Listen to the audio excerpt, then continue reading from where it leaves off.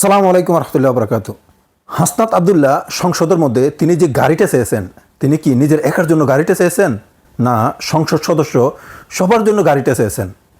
তিনি কি নিজের স্বার্থের জন্য গাড়িটা চেয়েছেন, না জনগণের কল্যাণের জন্য গাড়িটা চেয়েছেন?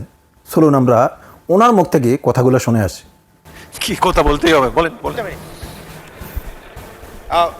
আমি সবসময় হচ্ছে বিভিন্ন মানে বিরোধিতার দ্বারাই আজকে থ্যাংক ইউ জানাচ্ছি যে আজকে এই ধরনের একটা সিদ্ধান্ত নিয়েছেন। আমার এই অপোজিশন থেকে আপনাদের সবাইকে থ্যাংক ইউ জানাচ্ছি যে একটা বসার অন্তত জায়গা হয়েছে। আমরা লজ্জায় একটা কথা বলি না, এখন এই পার্লামেন্টের সেকেন্ড মোস্ট জুনিয়র হিসাবে একটা কথা বলছি মানে আপনাদেরকে, সেটা হচ্ছে যে আমাদের একটা ইউনো মহোদয়ের একটা গাড়ি থাকে, উপজেলা চেয়ারম্যানের একটা গাড়ি থাকে, আমরা ভাড়ায় গাড়ি চালাইতে হয়। আমাদেরকে যদি আমরা লজ্জায় এটা বলতে পারি না, আমরা এটা লজ্জায় কোথাও বলতে পারি না। এখন আমাদেরকে যদি একটা বসার ব্যবস্থা করে দিছে, এখন মানুষের কাছে যাওয়ার জন্য যদি একটা গাড়ির ব্যবস্থা করে দেয়, তাইলে আমাদের জন্য একটু সুবিধা হয়, মানুষের কাছে একটু যাইতে পারি। মাননীয় স্বরাষ্ট্রমন্ত্রী কিছু বলতে চান?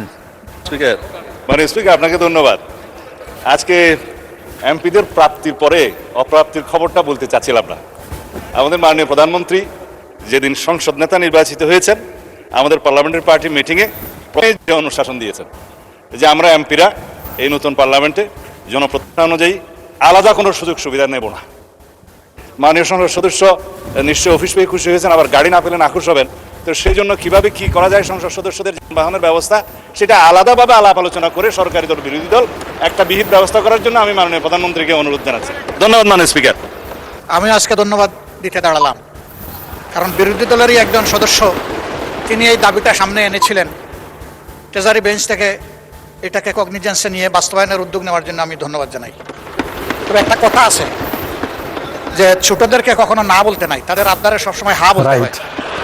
হাসনাত আবদুল্লাহ বলে ফেলেছে, সাথে সাথে না না বললে আমি বেশি খুশি হইতাম।